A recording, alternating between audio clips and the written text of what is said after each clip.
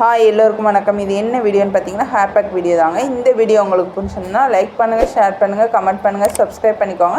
பக்கத்தில் உள்ள பெல் ஐக்கானை கிளிக் பண்ணிக்கோங்க. இதுக்கு தேவையான பொருள் நான் என்னென்ன எடுத்திருக்கேன்னா ஃப்ளாக்ஸீட், வெந்தயம், கருவேப்பிலை இலை, செம்பருத்திப்பூ, செம்பருத்தி இலை, பாதாம் பிசின், இது இவ்வளோ தாங்க நான் எடுத்திருக்கேன்.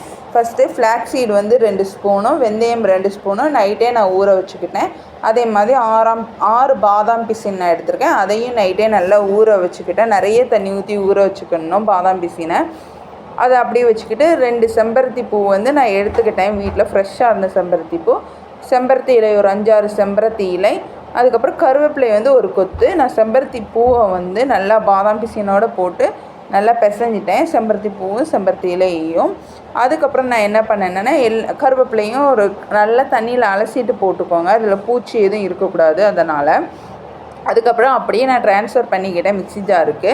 ஃபஸ்ட்டு அந்த வெந்தயத்தையும் அந்த ஃப்ளாக்ஸீடையும் எடுத்து நான் மாற்றிக்கிட்டேன். அதுக்கப்புறம் நான் எல்லாத்தையும் பிசைஞ்சு வச்சுருந்தேன் பார்த்திங்களா, ஒரு கையை விட்டு, அதை எடுத்து நான் இதில் அப்படியே மாற்றிக்கிட்டு நல்லா கிரைண்ட் பண்ணி எடுத்துக்கிட்டேங்க. இதோட கலர் எப்படி இருந்தால் மைல்டாக க்ரே கலரில் இருந்துச்சு பார்த்துக்கோங்க.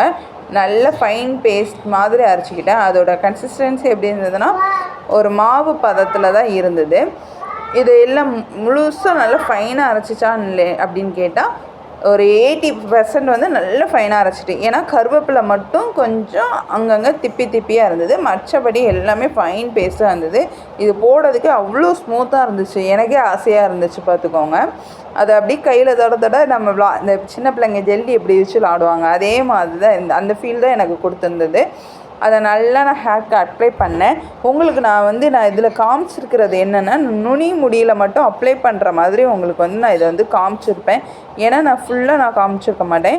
அதுக்கப்புறம் நான் ஃபுல்லாக எல்லா பார்ட்டிஷனையும் நான் தனித்தனியாக எடுத்து நல்லா அப்ளை பண்ணிவிட்டு ஒரு 20 மினிட்ஸ் நல்லா ஊற வச்சுட்டு அதுக்கப்புறம் நான் பச்சைப்பயிறு போட்டு வாஷ் பண்ணிக்கிட்டேன். நீங்கள் பச்சைப்பயிறு தான் போடணும், இல்லை சீயக்காய் போட்டுக்கோங்க. தேங்க்யூ.